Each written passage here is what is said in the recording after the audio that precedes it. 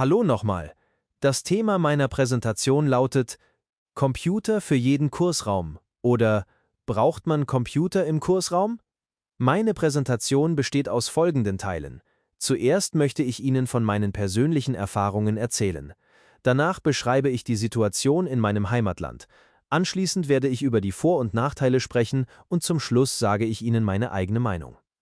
Ein Computer ist heutzutage ein unverzichtbares Gerät, das unser Leben erleichtert, sei es für die Arbeit, zum Lernen oder in der Freizeit. Daher stellt sich die Frage, ob digitale Medien auch in jeden Unterrichtsraum gehören. Nun komme ich zu meinen persönlichen Erfahrungen. In meinem Leben spielen Computer eine sehr wichtige Rolle, da ich schon seit vielen Jahren regelmäßig einen PC nutze. Ich verbringe täglich etwa 4 Stunden am Computer, um zu arbeiten oder im Internet nach Informationen zu suchen, wenn ich ein Problem lösen muss. Aus eigener Erfahrung weiß ich, wie hilfreich digitale Geräte beim Lernen sein können. Was die Situation in meinem Heimatland, der Türkei, betrifft, so hat sich die Situation an den Schulen und Universitäten in den letzten Jahren stark verbessert.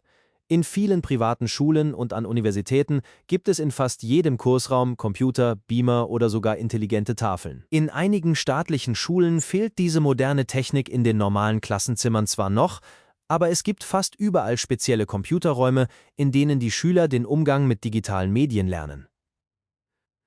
Nun erwähne ich einige Vor- und Nachteile. Ein großer Vorteil von Computern im Kursraum ist, dass sie das Lernen interaktiver und schneller machen.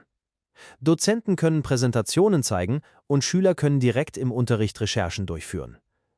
Da manche Lernende zu Hause kein eigenes Gerät besitzen, bietet der Kursraum ihnen eine wichtige Gelegenheit, digitale Fähigkeiten zu entwickeln, die für das spätere Berufsleben unverzichtbar sind.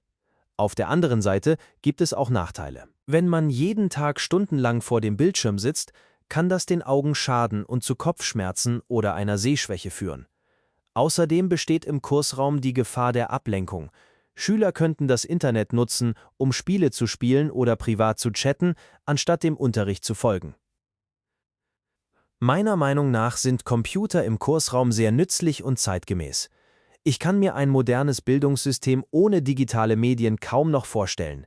Wichtig ist jedoch, dass die Geräte gezielt eingesetzt werden und die Lernenden lernen, verantwortungsvoll und ausgewogen mit der Technik umzugehen. Das war meine Präsentation. Vielen Dank für Ihre Aufmerksamkeit. Haben Sie noch Fragen?